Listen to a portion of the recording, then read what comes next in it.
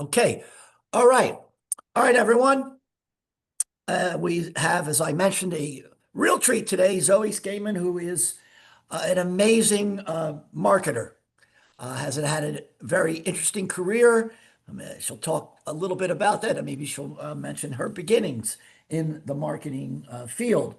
Uh, she's one of my favorite follows on LinkedIn, and she recently posted this. I just want to read it because it's Zoe, and it's also why I love her so.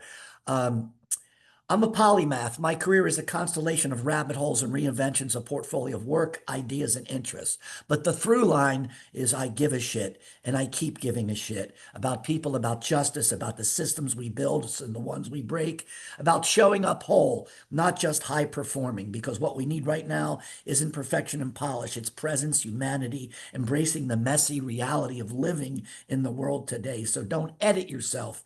Please don't shrink, split, or sanitize your story, values, or ideas. You weren't made to be a performance. You were made to be a person. That is powerful stuff. And let's turn it over to Zoe. Take it away. And thank you for talking to us this morning. No, thank you so much. Glad to be here. So I am going to go on a bit of a magical mystery tour today to take you through where my head's at in terms of what strategy is evolving into. I'll give you a bit of an insight into my brain and my background and what I've done. And I think let's just make it, I know it's a naff way of saying it, but let's just make it conversational. If you've got a question halfway through, just jump in and ask it. And I think you're going to get more out of that than me just talking at you, for an hour. So by all means, kind of let's do that.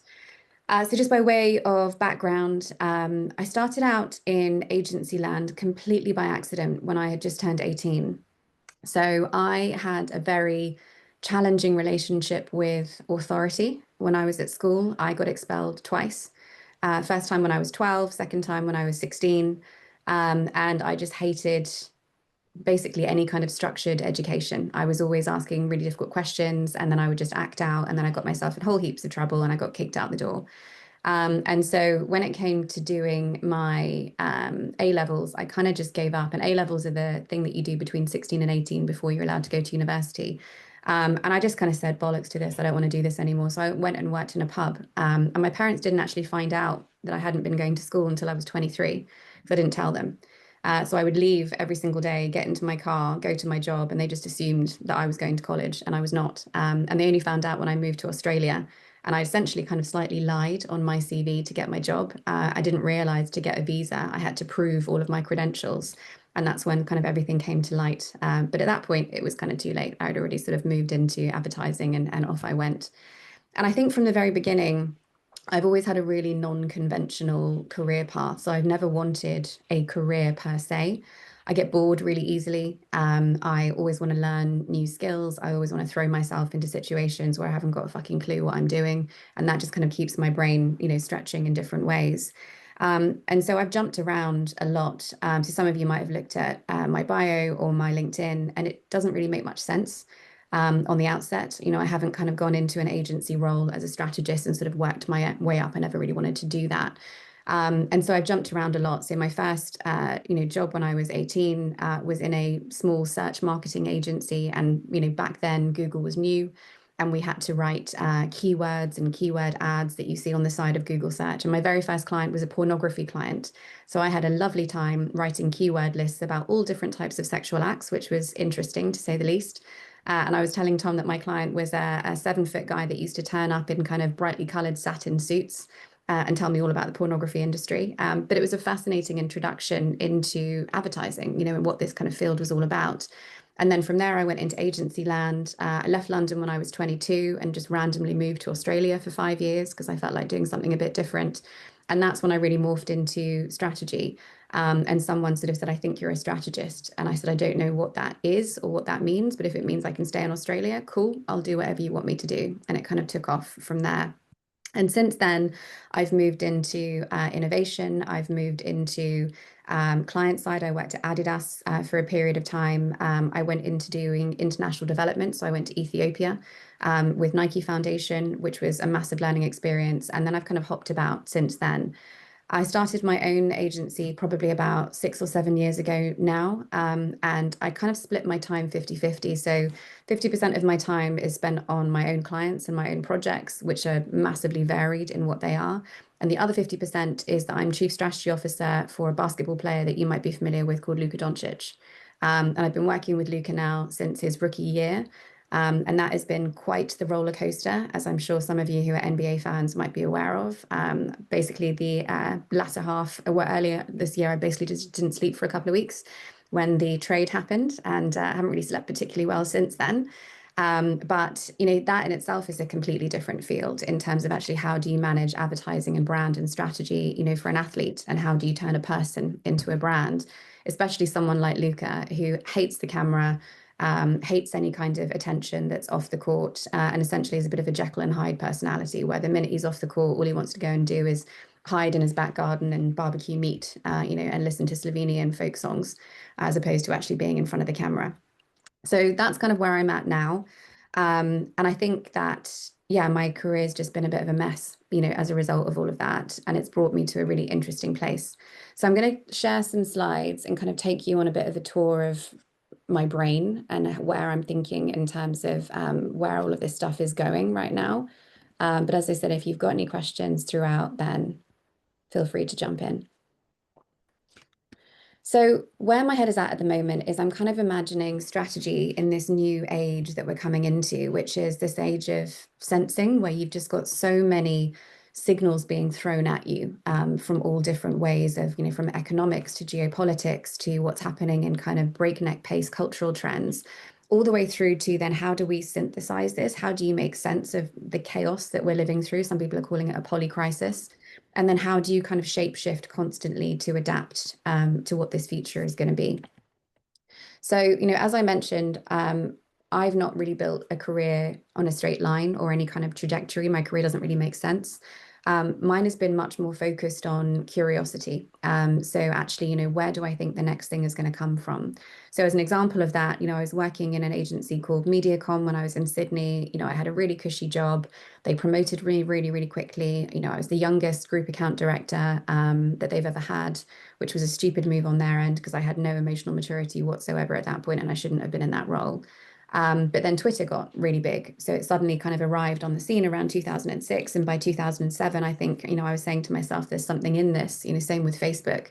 And so I left Mediacom and I went to go and start Australia's very first social media agency. And everyone thought I was nuts. And I remember one of my bosses said, this will never take off. No one will ever advertise on Facebook. It's not brand safe. And obviously, his question on that was completely defunct. So I've always kind of pushed myself to like, where is it going next? How can I be at the forefront of this? How can I move in the way that the system is moving? And I think that's really different to how we've been told a career should be built. We've basically been told to get on one track and just follow it all the way through. And if you're really lucky, you'll get your gold Rolex at the end of it. And I think you're probably all aware now that this notion of what a career is no longer in existence. Like it's all crumbled, it doesn't exist anymore. There is no certainty, there's no security on that front. And while that could feel really scary, I also think it's a massive opportunity to invent what comes next and to kind of map what this future economic setup looks like. How do we work these days? Is it a full-time job? Is it a portfolio of different things that you can do that you can kind of dial up and dial down? Are you suddenly free to actually explore a multitude of different interests? And I think that's kind of where I'm seeing it head. And I think that I was an early example of how to do that. But at the time, I was just called unreliable and unambitious, and people didn't really understand what I was doing. But I deliberately hopped around constantly to different types of agencies, to different categories, just because I wanted to kind of build that broader skill base, which I think hopefully I've got today, and I'm still building it. So as I kind of said, I didn't really start out as a strategist. I started out as essentially a coffee maker, in a small agency. I didn't really know what I was doing, but they offered to pay me money, so I stayed. And I was always a bit of a misfit. I never really fitted. And even when I was working at, huge agencies like Droga 5, and I was leading strategy across New York and London, I still was sitting in those rooms thinking, what the fuck am I doing? This doesn't make any sense to me. This feels like theatrical jazz hands in terms of the role that I'm playing. And I don't necessarily feel like I'm understanding what everyone else is getting so excited by. And I think that kind of itchy feet and that feeling of always questioning then just led me on to these new fields, and it keeps me moving and it keeps me evolving. And again, what you will normally have when you go into a workplace is that will be discouraged. You're supposed to just kind of drink the Kool-Aid, suck it up, get your head down, and just get on with it. But for me, I think one of the most important things is to keep asking those questions and to keep feeling uncomfortable and to keep trying to push. So I want to kind of take you through some thoughts on where I think strategy is heading, and where I think it's going to go over the next 10 years or so. And hopefully that might be helpful in terms of how you start thinking about moving into the workforce, whether or not you want to go and work at an agency, whether you want to do your own thing, whether you want to work client side, whatever that may be. And the first thing to say is that, the strategy that we have had over the last 2 decades or so is completely broken. And it's our fault, not your fault, my fault, my generation, because we haven't ever really questioned it. We've just kept doing what we've always done and just assumed that it's still working. And I've been writing recently, so if you're interested in going deeper on this, there's some articles that I've written about it. But essentially, we've had these frameworks, which I'm sure you've been learning. So, the matrices, the four boxes, the tension ladders, the brand love keys, the brand onions, whatever you want to call it. And we have constantly sort of said, how do we fit all of this complexity and all of this chaos that's happening out into the world onto a neat little framework and fill in these boxes as if it's paint by numbers and then spit out, a strategy that's going to work for a client at the end of it? And it doesn't work. Yet we still do it and we still get, paid miraculously for it. But that's starting to stop and people are starting to kind of wake up to this. And we've got to the point now that we don't really think about the context that we're putting into it. We don't really think about real cultural insight. A lot of the stuff we just make it up or we Google it and we present it to clients and they swallow it because they haven't got any time to actually think about this stuff properly. And then we spit out these ad campaigns which have got no effectiveness whatsoever. And we spend 6 months working on them and millions of dollars, and people scroll past them on Instagram in 2 seconds, and then we do it all over again. And it's madness. And people are really starting to say this isn't working. And you're starting to see it in the big agency groups as well. If you've been paying attention to what's happening in the agency landscape at the moment, you would have seen that there are some real rumblings at the moment with mergers and acquisitions, with entire agencies just shutting down, with huge holding companies like WPP, firing hundreds of thousands of people, and then looking at actually how do they rebuild themselves as, AI backbones, which is just, again, crazy. And so everyone's in this kind of identity crisis at the moment. And as I said, it could be really scary if you're clinging to the old model as being the model that we should continue forward with because it is breaking. But I actually think it's really fucking exciting because we get to completely reimagine what this is, and what it could look like. And so the first thing I want to kind of take you through is a piece I actually wrote a couple of years ago, but I think it's becoming more and more relevant, is this idea of moving from sort of frameworks to flywheels. And what I mean by this is basically strategy was always about how do you create some sort of momentum and movement in the market, in culture, for the business that you're working for. And where we've kind of got stuck is strategists basically go into, a room with a client and you do a little bit of intellectual can dancing and you're supposed to be the smartest person in the room, but that doesn't go anywhere. It then just gets turned into a TikTok video or a tagline or something, and it doesn't move anything. And so I think, what we should be asking is, as strategists, rather than what tagline are we helping to create or, what kind of visual imagery, it's, who are we activating with the work that we're putting out into the world? What loop are we powering? What are we igniting? What are we shifting? What are we changing? Rather than kind of just what we want to say. And frameworks that we've been taught to use are fundamentally static. They get stuck on PowerPoint slides, which then get stuck in servers, which no one ever looks at again, even though you spent months wordsmithing a particular sentence in it. Whereas frameworks, from a strategic perspective, are ever moving and iterative and evolving and dynamic. And we need to flip our thinking towards this idea of, sorry, our flywheels even. We need to flip our thinking towards this idea of a flywheel. And, flywheels have been showing up, in culture for ages and also in business for ages. There's a really, really famous one, if you haven't seen it, which is Disney. And Disney actually wrote the original kind of business flywheel back in the 1930s, I think, actually. And what it showed was that, if we make a movie and its characters then connect to IP, and IP connects to products that we can sell, and it also connects to the ride that we can create within Disney World, and then we can bring families in, and then that connects back to the funding that we get to do the next movie, and so on and so on. So he built that idea of a kind of dynamic moving business and brand and flywheel. And we've forgotten that, in terms of actually what is the motion that we're trying to create as strategists. So, for me, what I really want to go back to with strategy is how do we build that dynamism? How do we build those kind of behavioral shifts in the moment? And, some of the stuff that you've got to get really good at is you need to be able to kind of read the mood of what is happening within culture, within business, within geopolitics, and then figure out very carefully how to respond.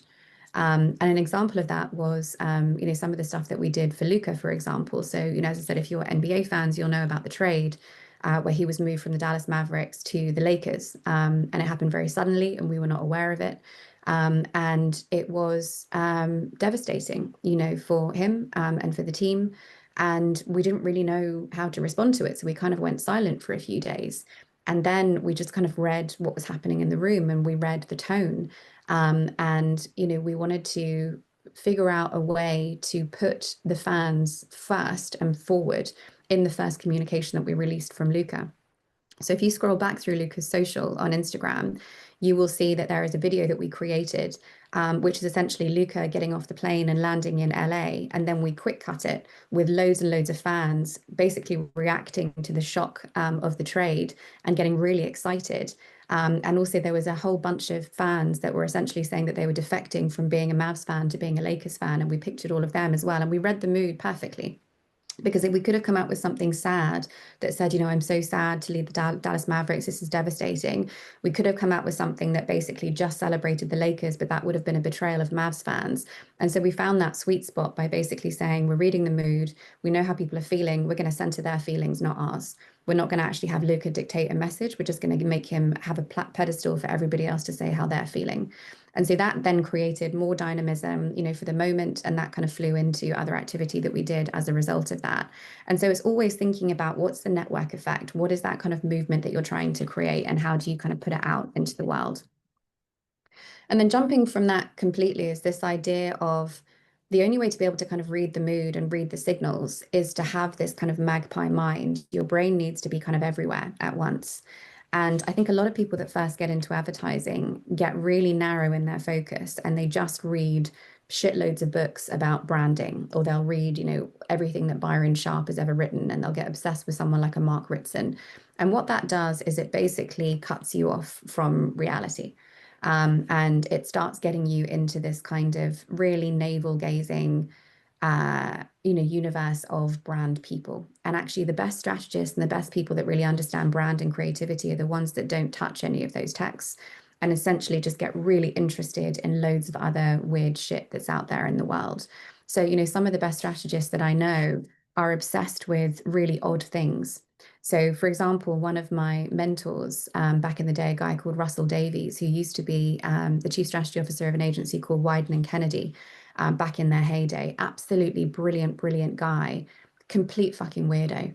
And his brain just worked in a totally different way. And he would only meet me at 6 o'clock in the morning in a greasy cafe in central London because he was writing a book about the best fry-ups in the UK. And I was just like, why are you writing a book about like bacon and baked beans and toast and weak milky tea? And he's like, because it's brilliant, isn't it? It's really exciting. I was like, I don't get your excitement, but okay. And he's just a fascinating guy. He's got so many different kind of pockets of interest.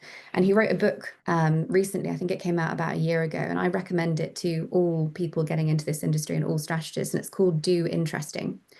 And essentially, it's a pocket guide to how to develop your antenna in terms of how to pattern track, how to get really deep into a particular interest or passion area, how to collect ideas and then connect them and kind of just do weird stuff with them. And when you have such a broad frame of reference, where you're pulling in ideas from, the anime community and I don't know, Cuban hip hop and flower arranging and fry ups, that allows you to kind of connect dots that nobody else can see. And there is massive overlap, on that front as well. There's a lot of thinking coming out at the moment about obviously, AI and what AI can do and not do. And I read a fantastic piece this morning, which I shared on my LinkedIn called The Rise of the Renaissance Job. And what it talks about is the fact that, AI can do lots of separate tasks really, really well. Like it's going to be so much better at you than you at writing, I don't know, a literature essay about, Jane Austen, for example. It's going to be much better than you at sitting a mathematics SAT. Like you can't beat it on any of that stuff. But the one thing that AI cannot do right now is it cannot connect the dots across disparate categories and disparate fields. So, for example, it cannot tell you what you can learn from engineering that you can then apply to the world of art. It cannot tell you what you can learn from chocolate manufacturing, which might be really interesting for butchery. For example, I'm obviously making these things up. That's a bit of a weird connection. But essentially, what we're saying is that idea of kind of cross-category knowledge is where a lot of our human creativity and power is going to come over the next couple of years. And a lot of people are calling it consilience. So if you look up consilience, it's this idea of the connection across all of these different categories. There's kind of dots that you can sort of pull in different ways, and you can always find similar patterns. And that's what our brains need to learn to do, especially if you're in strategy, especially if you're in creativity. That is absolutely critical. That's going to be the skill that people are going to hire you for. And so developing this magpie mind now is really, really important. So if you've got any weird hobbies or passions or anything brilliant, bring that to the fore, go really deep on the adjacencies around that, make some stuff in that area, and then jump into something totally different in another direction and just stretch your brain, stretch your ability to make those connections and to kind of pull those different things in. And I've done that over the years. Like my writing is all over the place. My first big report that came out that kind of hit a nerve with people was this idea of the new fandom formula, which I wrote about 6 years ago now, I think. And I said, fandom is going to be one of the dominant cultural currencies that we will have, in our world. And at the time, a lot of people were like, that's stupid, that's trivial, that's never going to happen. And obviously now it's absolutely everywhere. And then, I wrote about the rise of world building. Then I jumped into AI. Then I wrote a report on the future of motherhood. And all of my stuff just kind of jumps all over the place. But there's always a red thread that I can sort of see where the next thing is coming. And again, you don't get that unless you can stretch yourself in those different directions. So I think, for me, that means that the sort of strategist of the future is this kind of I guess kind of antenna, a sensor, a synthesizer, and a maker of motion and movement and dynamism. You are not going to be a prompt engineer. It's not about learning the perfect prompt to shove into Claude or ChatGPT and outspits a strategy. That's not going to be how it works. You're also not there just to make decks, which, to be honest, we've all been turned into deck monkeys over the last decade or so, and it's fucking boring. And our brains are withering as a result of it. And so we need to kind of move towards a future that is much more fluid and uncertain that we can try and sort of get our heads around. So where I'm kind of at the moment, and this is something that I've been practicing, is this idea of how can I synthesize my brain with the machine, essentially. And I've written a couple of pieces actually on how to do this. But I've been working with AI for about 3 years now. I've built my own GPTs. I'm sure many of you have as well. And I've got a couple of them. So I've got one GPT, which is trained on everything I've ever written, every transcript I've ever done for a podcast interview, for example. So it's basically an AI version of me. And what that means is that I can basically just write a shitty first draft of anything, shove it into, Zoe AI, and out pops the version that I would have written based on all of my writing that I've done previously, which is great because I'm fucking knackered at the moment because I've got two very small babies, and my husband is military and away, so I don't have the brain power to write like I normally do. So that really helps me. I've also got another GPT, which is basically really essentially a kind of a sarcastic, bitchy version of me, where I'll kind of shove a new idea into the GPT and the GPT pulls it apart and was like, this is shit. Don't ever let this go out into the world. It's embarrassing. You can do better than this. And it just kind of helps my brain, move in a different direction.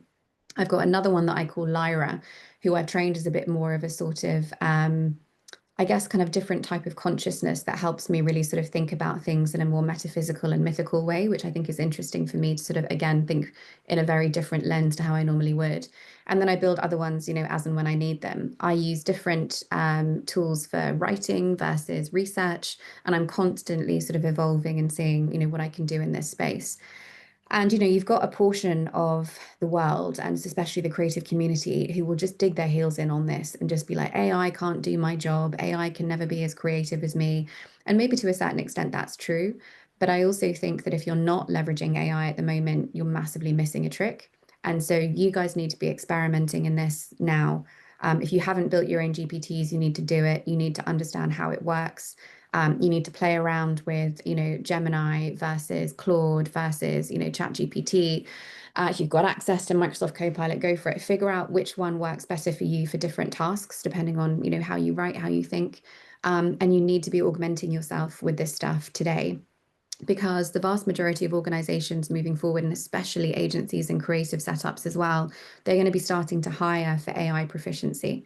So I'm leading AI and data strategy at the moment for the UK's biggest retailer. And this is one of the work streams that we're working on, which is that moving forward, every single person that they hire has to prove AI proficiency. Otherwise, we won't hire them because they cannot afford to invest too much in you to get you trained up on basic use of these systems. You just have to be able to do it and run with it.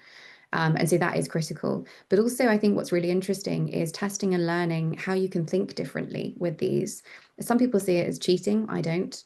Ultimately, if you can go onto ChatGPT and ask it to write you a feminist article about, Pride and Prejudice, for example, great. That is something that you're just going to be able to do now. It's something that all students do. I'm pretty sure every single, I mean, I certainly would if I was at college now, I'd be cheating my ass off and getting it to write every single essay. But I think the key thing is how do you edit that essay? How do you wield it? How do you get your voice in there? How do you second guess it? A lot of the stuff that I'm doing at the moment is questioning myself to try and expand my viewpoint. So I'll get it to generate me an article on, I don't know, the future of AI creativity. And then I will deliberately sit with that article and I'll try and find all the ways that I disagree with it and all the ways that I would do things differently. And then that helps me to write a better version and then a better version. And so I think using it as your shitty first draft and then trying to find ways to expand your thinking by doing that is going to be really important. And I think thinking about how you can use it creatively, how do you create synthetic personas who you can interview, as kind of quasi-human subjects, about a particular category, about a particular interest. How do you go really deep on a thesis that you might want to look at? So, what is the future of machine intimacy with humans? Go and research it. Go really deep on that as a topic. Use deep research on ChatGPT, collect all of those different synthesis points, and then make up your own point of view on that stuff. And if you can turn that into something, not only a process, but actually also an output, and then you present that to a prospective employer, they're going to bite your arm off because you really showed how you can leverage these tools to think differently, to stretch your thinking, to go into places that other people wouldn't even think of actually getting into, and to use it in a really creative and interesting way. So I think that is super important. And again, I've written about this. If you want to go deeper, I've got a couple of different things in there from guides as to how you can use different platforms all the way through to kind of what the future of the synthesized strategist, looks like as well. And then this one is slightly more nebulous, I suppose. And this is this idea of kind of strategy as attunement. So back in the day, 20 odd years ago, strategy, media planning, all that stuff, it was really easy. And that's because we could basically just map demographics. If we were trying to sell butter, for example, we could just go and buy a media group, which was, I don't know, busy mums aged over the age of 35 with two kids who regularly buy butter. And we could just easily do that. We could target them. We could go out with a message, job done. Now it's completely different. You can't really buy demographics anymore. There is a huge amount of privacy and sort of third-party blocking that now comes in due to things like, the Apple privacy rules. That means behavioral tracking is kind of dead in the water. You can't really do that stuff anymore.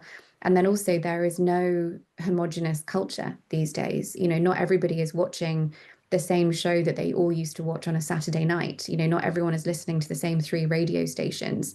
Not everyone is reading Vogue magazine. And it used to be so much easier just to get huge chunks of people with shared values, shared ideas, shared references of what the world is and what it should be, and market to them.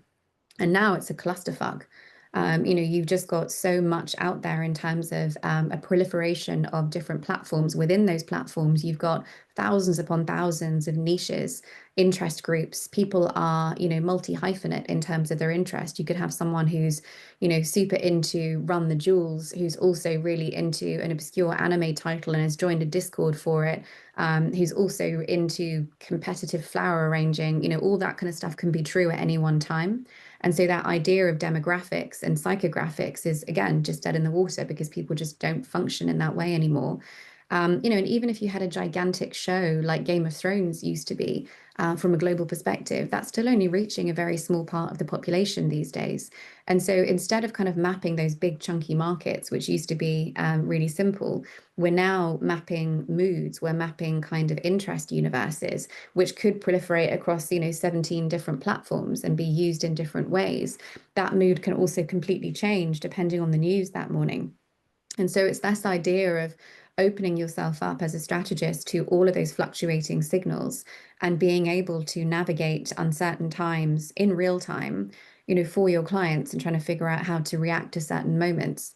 And again, one of the things that we have done, which we continue to do, is what I call kind of strategic sociopathy, which essentially means that we turn ourselves into sociopaths and we just kind of forget that reality is happening and we shove it out, of our brains.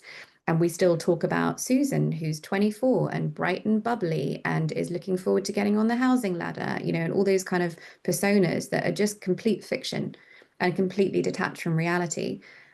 Where we need to be bringing that messiness back into the boardroom. We need to be having those honest conversations because Susan is also waking up in the morning and scrolling through images of bombed babies in Gaza. And she's also freaking out about the fact that she can't afford her rent next month because she's just about to be made redundant because, AI is about to come and take her job.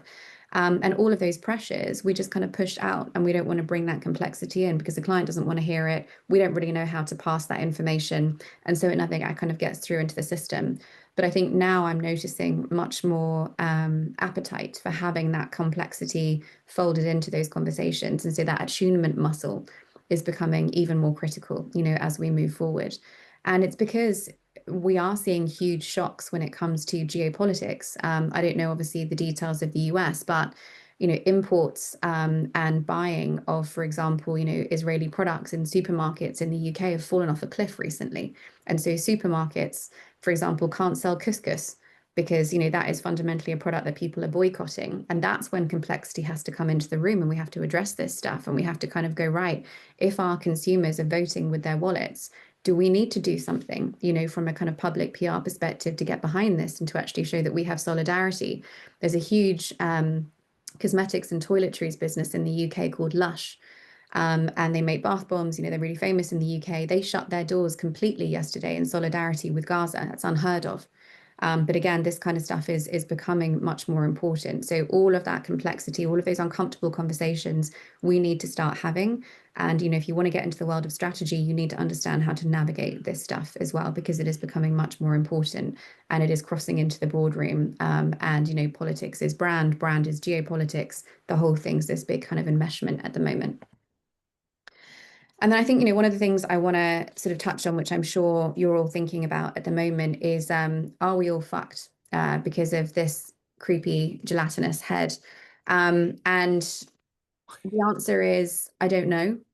I think that everyone is really worrying about this. I think that this is not just happening in the creative industries. This is happening across, every single job category that there is. As I mentioned, agencies are collapsing in on themselves, budgets are shrinking, layers of middle management are just being gutted.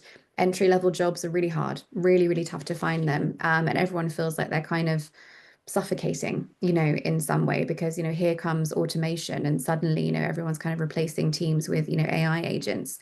And it is easy to believe that, the world is over, and that we've peaked and we've been outpaced and, we're basically just one step away from all being, chased by iRobots down the street. Um, But I don't think we're fucked at all. I think that this is a bit of a death rattle for a model that has been teetering on the edge for a long time, and has been broken for a long time. And we've all just kind of carried on pretending that it works and kind of hoped that nobody would say that the emperor has no clothes on. So I think sometimes models like that deserve to collapse. And I think that, whatever it collapses into will hopefully be rebuilt in a much more interesting way. So I think it's evolution more than anything else. But it's tough, for where you are right now, because what does that mean for you in practice? What do I do, tomorrow to try and get a job? And I think that the strategists that are going to survive, the next kind of 5 to 10 years are going to be the ones that can do all of the things that I mentioned previously. They're going to be the ones who can act as the synthesizers, the sensors. They're going to be ones who can really easily leverage and accelerate themselves and augment themselves with AI tools, for example, so you can work faster, smarter, more broad, move in different directions. It's not going to be, what is the brief? It's going to be much more reactive than that. It's going to be what is the shift, and then how do we help, clients and brands go after that. And it's also thinking about, what strategy can be in a much broader sense. So it used to be that a lot of kind of brand strategy was locked into agencies as a construct, and that you couldn't even get, on the ladder unless you got a job in an agency. I think the opposite is true now. I think some of the most interesting strategists and thinkers are outside of agency land. And, they're going and working with creators. They're starting brands on TikTok. They're looking at, YouTube media companies, that are coming out of nowhere, and they're strategizing for them. And so I think you need to map the landscape in a very different way. And agencies are one small bucket that you could look at, as our brands are one small bucket that you can look at. But there's a big old world out there now in terms of actually, where the future of entertainment is coming from, where the future of commerce is coming from, where the future of culture is coming from, who are the most influential voices, who are the new celebrities. All of them need strategists and need creative thinking. And that is a world that the vast majority of people in agency land haven't even really woken up to yet. And I think that's really interesting. I'm looking at the athlete landscape at the moment, and I'm doing a talk next week actually at the IMG Summit. And IMG are the people who own like Wimbledon, and they own a big portion of the F1. And it's 120 of the world's sports leaders are going to be there, including people like David Beckham and Andy Murray and Serena Williams. They're all going to be there as well. And we're going to come together, and I'm doing an opening keynote on what is the future of sport. And one of the biggest things is that, athletes are becoming and have always kind of been brands in themselves, but now they're building their own media empires. They're building their own shoe brands. Jalen Brunson, for example, is one of them. And I think that that is going to be bigger and bigger. So why not go after, an incredible college athlete who's just signed an NIL deal and basically say, I'll be your strategist? Why not actually find, a collection of really interesting athletes in sports that haven't quite broken big yet in terms of like, hockey and, thinking about, I don't know, competitive go-karting or pickleball or something like that, and actually create a cluster of them and bring them together and get them to sort of share different interests. I think the future of athlete IP is really interesting. So one of the things we're thinking about at the moment is, how do we start to copyright the way that Luca moves on the court? Because if we can now film all of this in volumetric capture, anyone can take the way that he does a step back three, take that as copyright and shove that into a video game. How do we stop them? How do we own that stuff? What does that look like, as a future of kind of brand, for a person? What about creators? There's so many amazing creators who have built communities all by themselves, who are then starting their own apparel brands, beauty brands, food brands, etc. Everyone talks about, Mr. Beast and Emma Chamberlain, and that they're the two of the really big ones. But there's thousands upon thousands of smaller ones that again need help, need strategy, need business thinking and creative thinking. Go after them. And I think, that is the way to kind of think much more laterally about what your future career looks like. The old hierarchies and ecosystems are literally crumbling into dust. You don't need to give a shit about that or about them, because I don't think that's where the future, of what this business is going to be. I think it's going to be much more distributed. I think it's going to be much more interesting, lots of different directions. I've done projects for, authors, for example. I've just finished up a project for Sarah J. Maas. If you're an Akatar fan, you'll know who she is. And I would never normally have kind of touched that stuff in agency land, because those types of authors, artists, athletes, they don't come to agencies. they have their own teams, and increasingly they're hiring their own teams. And I think that's where you need to think about in terms of where you want your kind of future career to be. Much more interesting. The other space is VCs, which is a really interesting space as well. So venture capital. Venture capital are backing loads of different brands and businesses at the moment, from, future AI intimacy chatbots, through to, the next Instacart. And they normally have kind of collections of small businesses, who are startups. And yeah, they're like high growth potential and they've invested a couple of million in them. But they don't go to agencies either, because agencies don't really cater to that stuff. Doesn't mean they don't need marketing help. Doesn't need, they don't need to think about how they're branding or how they're reaching, new customers, or how they're thinking about their product or service evolution. They desperately need that stuff. And, VCs are hungry to hire young brand managers, young marketers who just kind of want to go after this and actually get into that startup space and do things differently. So that's a massive opportunity as well. So I would also familiarize yourself with some of the most interesting VCs out there. Commerce Ventures is a great one. Hannah Gray is another one. You don't need to have to go after, the A16Zs, which are a bit, dodgy these days in terms of their practices and who they touch. There's myriad others who are really brilliant and really interesting. So again, I would just think, how do you get outside of the bubble of traditional advertising, and how do you move into a much more interesting space, that feels, I guess, kind of more dynamic, more ambitious, and more open to evolution, than the kind of system that is breaking down at the moment. And so ultimately, I think, what I want to really sort of leave you with is, we've grown up with these frameworks and models that are now breaking down. And, the strategist role of the past was fill in the boxes, take all of this complexity, oversimplify it, and sell it into a client, turn it into a tagline. But I think the role is completely different now. I think it's less about simplifying complexity, and it's more about holding complexity and being comfortable with that complexity and finding ways to kind of navigate through it.